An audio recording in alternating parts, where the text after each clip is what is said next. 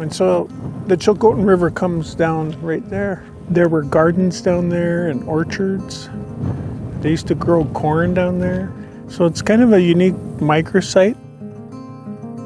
There was a large village, about 200 pit houses. And then this side, we had Esk'etemc here. And then further north here, we had another village that my family's from. How many people can go back to like a pit house village and, you know, they can tell you which village you're from, right? Which pit house you're from. So that's pretty special.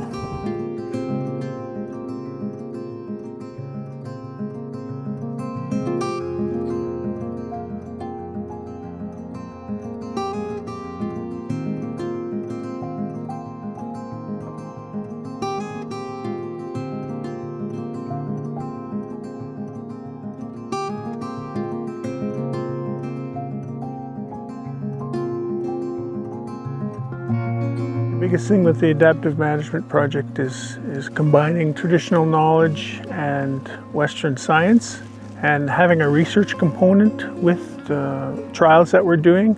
Indigenous plants and berries and soap berries, different medicines. Blueberries are things that we often get questions about when we're touring with our elders. Right now we've got an ocean of trees that have come up on the understory and have created competition within the stand. So that's the premise of what we're trying to do, is trying to be able to come in and harvest the stand and create resiliency, and opening up the stand, and then introducing fire as well as the other part of the goal. You know, the interior Douglas fir forests, if anybody's familiar with the biogeoclimatic map of British Columbia, you see this great swath of kind of an orangey yellow color that make up the interior Douglas fir forests of the central interior. And so these are dry, typically quite dry forests, where you have mostly Douglas fir with other species. They would have been very much regulated by wildfires and also cultural burning to maintain ungulate ranges, food and medicinal plants, grasslands that you often see in the IDF forest. In the late 1800s and the early 1900s, cultural burning as a practice is banned. It's made illegal, and so we don't see this indigenous stewardship of these forests any longer.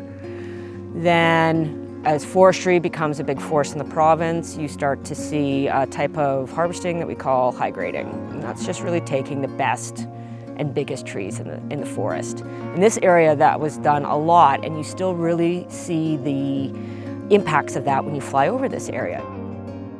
And so these sort of really insensitive harvesting methods were used in this area that have actually very sensitive soils and are really prone to compaction, so they don't really recover, and that's why you see that pattern on the landscape still. So what's happened in that intervening space is you get a lot of these really small trees in the understory. They're just infilling and infilling and infilling. What we see for vegetation-wise is really related to the light they have or that they don't have. We shift from having some of the grassland species that were really important, like root plants, food plants, medicinal plants, and we shift to things like pine grass, which is more adapted to lower light, and then we start getting moss. Now we have a much higher proportion of higher severity fires occurring on these sites, and that is creating conditions that really didn't occur here historically. Now we find ourselves at the end of a mountain pine beetle salvage, and it's like, what do we do with them now? How do we manage them in a way that will sort of return them to a state that we think of as more resilient, and also provide sort of economic value to communities? So traditionally we've been using fire as a broadcast entity, and now we're trying to explore how to use it in a less of a broadcast, more of a spot burning, and we're getting rid of fuel and or biomass. In the IDF itself, we have the advantage of having resilient trees to fire. However, the stands are so thick and there's so much fuel on the ground, and they've been excluded from fire for such a long time, that there is a lot of energy and biomass that's been built up, whether it's litter or sticks or that kind of stuff. In some sense, it is new, but I think it would parallel a lot of the practices that was done by Indigenous peoples in the past of burning of these ecosystems. They used to be a lot more open, less stems per hectare, but also less fuel.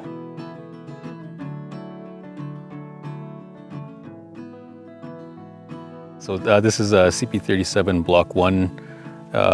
It's stand type 11, which is kind of a low volume. It's been likely high-grade harvested. You can see all the big stumps in here.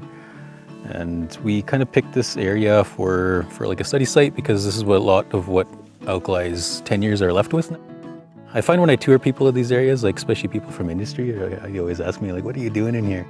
I guess that's kind of the basis for the adaptive management study program. We want to, restart these stands and get them healthy again. Like they're high risk for burn. They have ladder fuels right to the ground, and they're multi-layered. So fire gets moving in these type of stands, and we're pretty worried about that. It's right up to our community.